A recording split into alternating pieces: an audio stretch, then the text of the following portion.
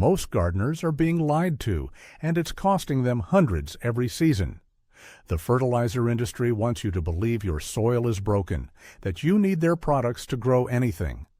But nature has been growing explosive gardens for millions of years without synthetic products. Your great-grandparents fed entire families from their backyard without ever walking into a garden center. You're throwing away materials that could transform your garden, and this method saved me over $600 in my first year alone. Smash that like button because you're about to discover underground secrets. Commercial gardening doesn't want going mainstream. Hit subscribe and notifications so you never miss these game-changing tips, because what's coming will revolutionize how you think about growing food. You're creating soil so rich with beneficial organisms that plants explode with growth using stuff you were throwing in the trash. Compost turns kitchen scraps and yard waste into the most potent plant food on the planet. When you add it to your beds, you're introducing millions of microbes that break down organic matter and make nutrients available exactly when plants need them. Water retention skyrockets, and your soil becomes a living ecosystem. Start with a bin or pile in your yard. Layer green materials like vegetable scraps and grass clippings with brown materials like dried leaves and cardboard. The magic ratio is 3 parts brown to 1 part green. Keep it moist, turn it every couple weeks, and in hot summer months, you'll have finished compost in 8 to 12 weeks. Your pile needs to be at least 3 feet by 3 feet to generate enough heat. Finished compost contains trace minerals, beneficial fungi, and enzymes synthetics can't replicate. Spread a 2-inch layer each spring and you're feeding plants all season. What's your biggest composting mistake, or are you starting your first pile this weekend? Your garden doesn't need to rest in the off-season. That's costing you soil health. Cover crops are what professional farmers have used for centuries. Legumes like crimson clover pull nitrogen from the air and inject free fertilizer into your soil. Grasses like winter rye break up compacted earth better than any tiller, and when you cut them down in spring, all that organic matter feeds your main crops. In late summer or fall after harvesting, broadcast cover crop seeds over empty beds. Winter rye survives brutal cold across most of the country. In the south, Austrian winter peas and crimson clover thrive through mild winters.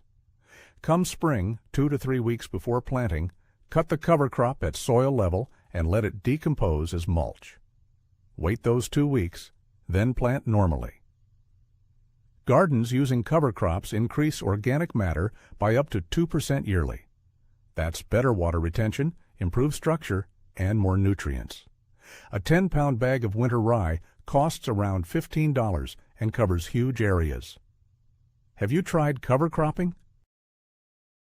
This hack is sitting in your lawn right now, and most people bag it for the landfill.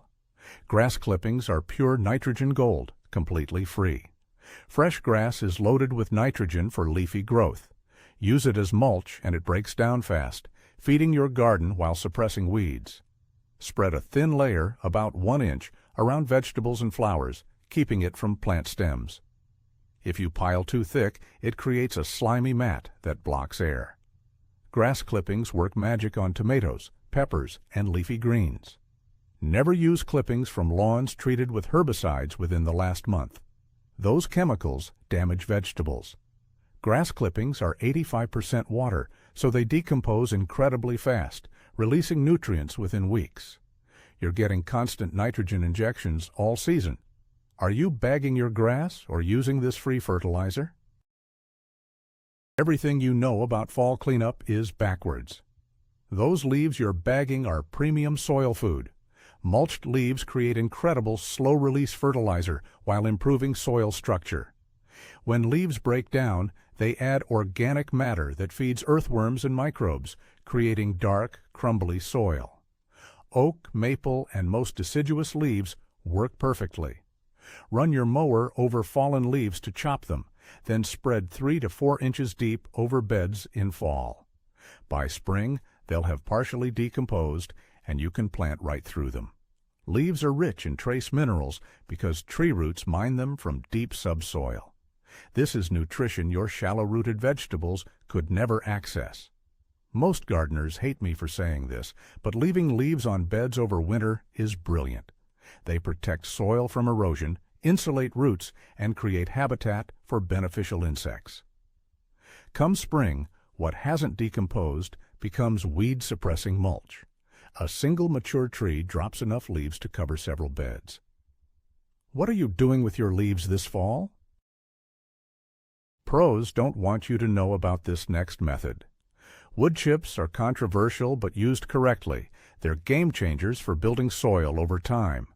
Fresh chips slowly decompose, releasing nutrients and creating spongy, water-retentive soil. Use them as pathway mulch and around perennials, not mixed into annual beds. Apply chips 4 to 6 inches deep in pathways and around fruit trees, berry bushes, and established perennials. As they break down over months, they feed the soil without tying up nitrogen from active growing areas. Many tree services deliver wood chips free because they need somewhere to dump them. That's several cubic yards of soil-building material for $0. Some gardeners claim wood chips steal nitrogen, but that only happens when you mix fresh chips into soil. Used as surface mulch, they improve nitrogen availability as fungi break them down. Wood chips suppress weeds better than almost anything and reduce watering by up to 50%. Have you tried wood chip pathways? This hack is hiding in coffee shops everywhere. Coffee grounds are nitrogen-rich, slightly acidic, and free if you know where to ask. Starbucks and local cafes gladly give them away.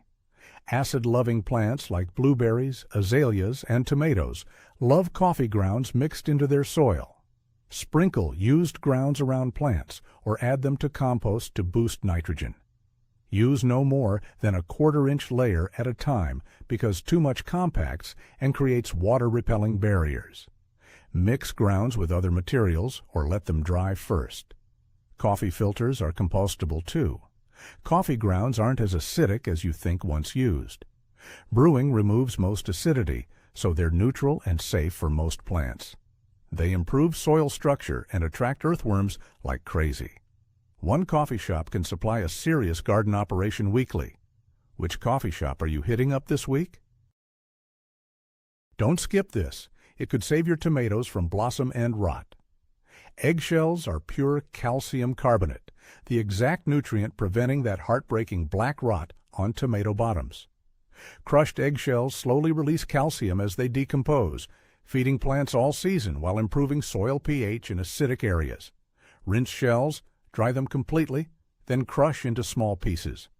Use a coffee grinder or just smash them in a bag. The finer the pieces, the faster they break down. Add crushed shells to planting holes for tomatoes, peppers, and eggplants, or sprinkle around established plants. Add them to compost where they'll break down faster. Eggshells take several months to fully decompose, so this is preventative medicine. Start in early spring for summer benefits. They also deter slugs when sprinkled as sharp pieces around seedlings. A dozen eggs gives enough shells for several tomato plants. Are you saving eggshells yet? Pros don't tell you about this for growing massive flowers and fruits. Banana peels are loaded with potassium for strong stems, disease resistance, and incredible flowering. Roses, tomatoes, peppers, and fruit trees go wild when you feed them banana peels. This is the secret behind magazine-worthy tomatoes, and it costs nothing. Chop peels into small pieces and bury them near roots, or lay them on soil where they'll break down within weeks. For faster results, blend peels with water to create nutrient tea. Some gardeners dry and grind peels into powder for concentrated, slow-release potassium. Roses respond with explosive blooms when you add banana peels monthly. Breakdown happens faster in warm soil. Peels also attract beneficial microorganisms and earthworms. If you eat one banana weekly, you're generating enough peels to supplement several plants. What's stopping you from starting a collection today? Everything you've learned gets sabotaged if you ignore this principle.